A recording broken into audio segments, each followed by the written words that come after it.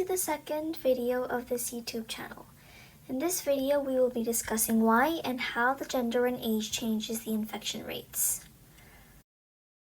Firstly, we will look at the infection rates of the old and young. 87% of the coronavirus cases in China were people in ages of 30 to 79. This was officially stated by the China Center for Disease Control. We know that this does not have a lot to do with lifestyle because most teens and people in the 20s are often in contact with other people. Knowing all of this and seeing that this is not being reflected by the infection rates, we know for sure that the infection rates have more to do with biology. It has been proven that this risk reflects the strength or weakness of the respiratory system. Researchers explained that older people were more likely to develop ARDS. ARDS is short for the Acute Respiratory Distress Syndrome. It is a disease in which the fluid starts to build up in the air spaces of your lung. This stops a large amount of air from filling in the lungs, and it reduces the oxygen supply to organs that could possibly lead to fatal death. On the other hand, we can see that children are affected in their nose, mouth, and throat, so they get cold features instead of the lung, which occurs for most adults. Definitely, those effects for the adults would be more life-threatening because the common general cold features that occur in children could be easier to treat.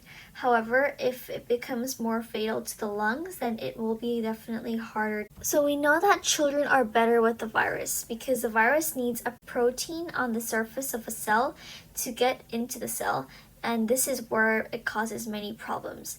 Students have less of the receptors that gives contact between the proteins. This means that it helps the viruses to take a harder time to enter cells and to damage the cells. Now we will look at the infection rates depending on the gender. There is no clear result on this. However, some state that there are no signs of inheritance. From the report of how many men patients there are, it is clear that there are a bit more men than women. However, more than biological reasons, they state that there seems to be lifestyle factors. For example, it could be because men travel and have more contact with other people outside. Especially in New York, it is proven that men are almost twice more likely to die, which is in correlation to how many men actually go to work even in this serious pandemic situation.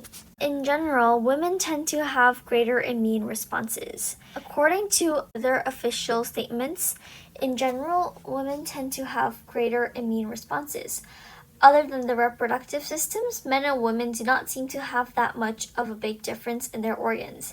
So therefore, we can see that the sex hormones may prove that they are actually really important in modulating the immune response.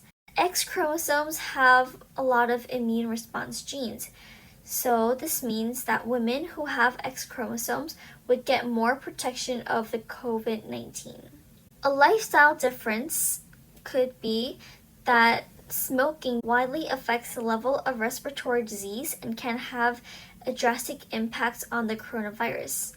This difference of the number of people that smoke is related to how many male or female patients there are, depending on the gender. For example, in China, 50% of the men smoke while only 5% of women smoke. Therefore, this shows that men who smoke more might be more likely to be infected by the coronavirus because smoke has a devastating impact on your lungs.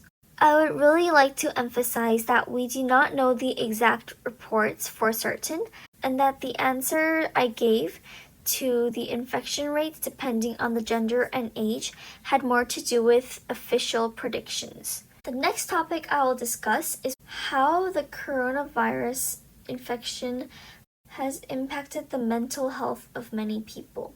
I feel like it would be a more useful video for people who were actually drastically impacted, which could be everyone, but possibly focusing on more students or more workers who have felt really depressed or really anxious about this, and I would like to tell you that you are not alone and that we are all in this together. If you like this content, please like this video and subscribe to the channel. Also, please feel free to ask any questions you might have about COVID-19 in the comments below. I will make sure to read all of them and cover them in the future videos. Have a wonderful day, everyone.